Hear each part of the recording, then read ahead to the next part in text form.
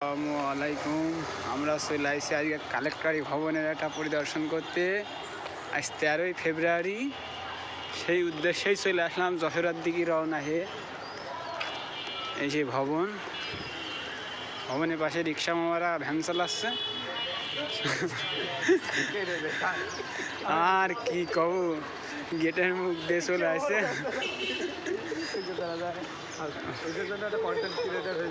এই যে চলে আসছে, আমরা গেট দিয়ে বেরিয়ে যাওয়ার উদ্দেশ্যে এখন। এই যে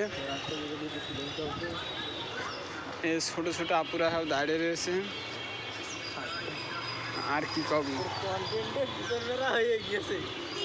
এই যে গেটের মুখে জুতো কালিকারে বাদাম টাদাম বিক্রি হচ্ছে।